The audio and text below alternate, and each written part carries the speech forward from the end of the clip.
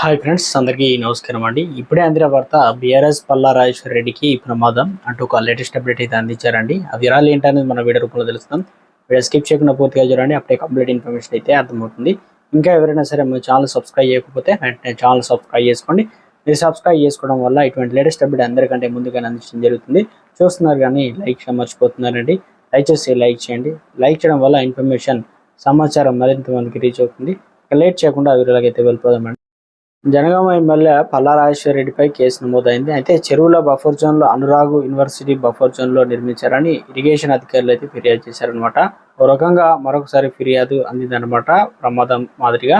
ఎందుకంటే అక్రమాల మీద ఏదైతే ఈ రకంగా యూనివర్సిటీ కావచ్చు కాలేజీలు కట్టుకున్నారని, మొత్తానికి మేడ్చల్ జిల్లాలో వెంకటాపురం నాదన్ చెరువులో బఫర్ జోన్లో అనురాగ్ యూనివర్సిటీ నిర్మించారని పోచారం ఐటీ క్యాడర్ పోలీస్ స్టేషన్లో ఫిర్యాదు అయితే చేశారనమాట.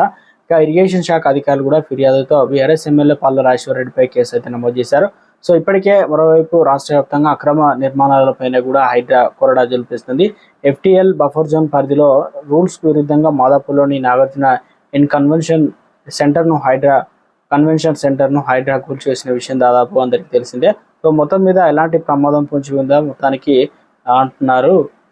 టీఆర్ఎస్ నేతలు అయితే గుబులు పట్టుకుంది. ఏ చిన్న తప్పిదం దొరికినా కూడా కేటీఆర్ సైతం కూడా వివరణ ఇచ్చుకోవాల్సిన పరిస్థితి ఉంది. కాబట్టి హైడ్రా ఆక్రమణలకు సంబంధించి దీనికి ప్రజలు పూర్తి మద్దతు ఉందని చెప్పేసి వార్తా కథనాలు అయితే వినిపిస్తున్నాయి. సో మొత్తం మీద అయితే ఒక రకంగా ప్రమాదమే పొంచి ఉందా. ఇక టార్గెట్ వచ్చేసి మల్లారెడ్డి కన్వెన్షన్ కావచ్చు, మల్లారెడ్డికి సంబంధించిన వాటిపైన పడే అవకాశాలు ఉన్నట్లు వార్తా కథనాలు అయితే వినిపిస్తున్నాయండి.